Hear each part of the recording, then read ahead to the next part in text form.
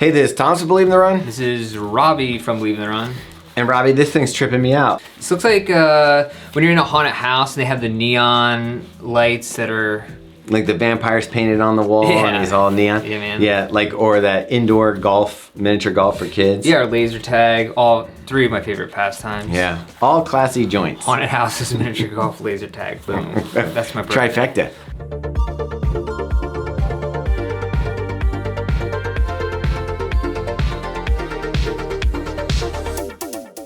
All right, so this is the Skechers Go Run Speed Beast. Speaking of haunted houses. Oh, like a beast? Yeah, like a beast. Beast mode. This is an all-new shoe from Skechers, which, I mean, I always like new shoes coming out, seeing what's going on, testing the waters. This shoe, the purpose of this is to, quote-unquote, high cushion performance racing shoe designed to offer a competitive edge for achieving new PRs. Now, I don't know about all that, which we'll get into. It does seem promising at first look, right? It does at first look. Let's get into it and walk it down. I have to say, the upper, once you get past the crazy design, which I actually started to like after a while, it actually fits really well. It's pretty basic. It's a one-piece mesh upper. There's nothing to it. As a matter of fact, the only time you get anything attached to it is back here. They inlay some cushioning to keep that heel counter in.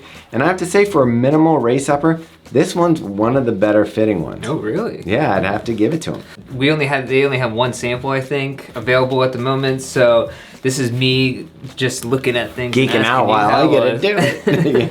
Yeah. But so this is a really thin tongue that reminds you of some, I think, other Skechers models. Yeah, they haven't changed that up too much. In the razor and stuff like that. So no issues with that sliding around or like since it's not gusset or anything. No, like that. it worked out fine. They do a nice job of keeping it in there.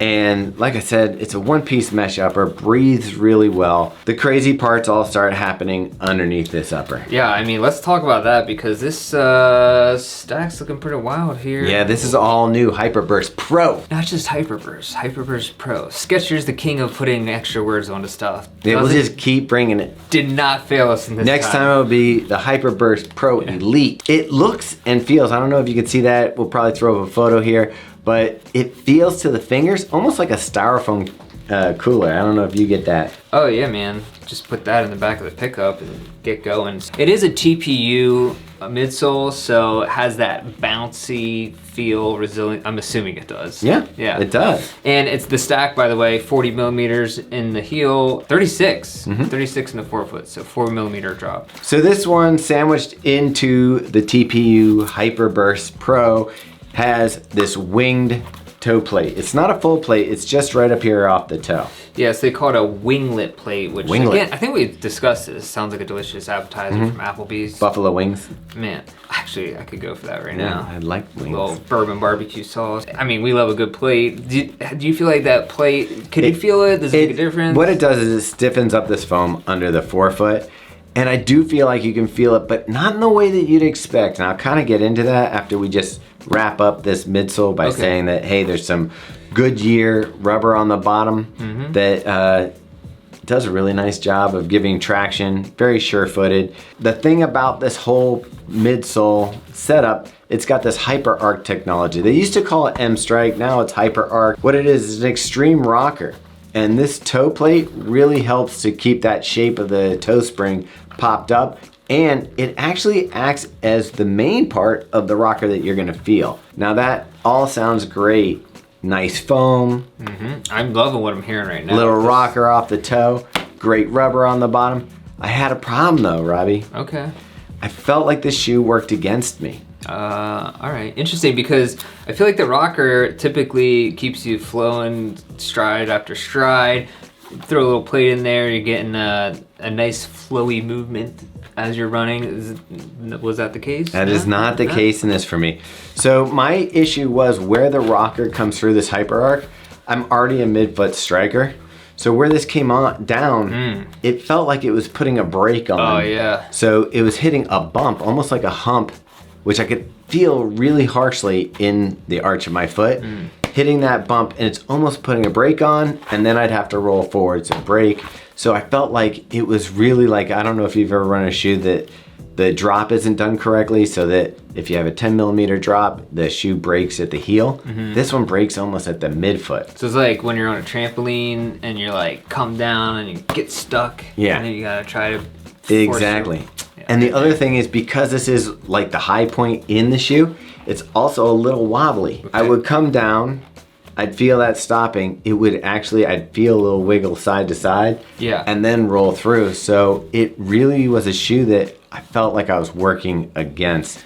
And it's not the lightest. Between the instability when I was coming down, the braking, wobbling back side to side, and that, it could be my stride that was doing that, or it could just be a problem with the shoe. Yeah, if you have a different foot strike, it may hit you a different way. At first I was like, well, the shoe's a little heavy. I don't know if I'd use it on race day. For my size 10.5, it's weighing 9.8 ounces, almost 10 ounces, and 278 grams, which would be heavy for me for any distance, that I was trying to rip.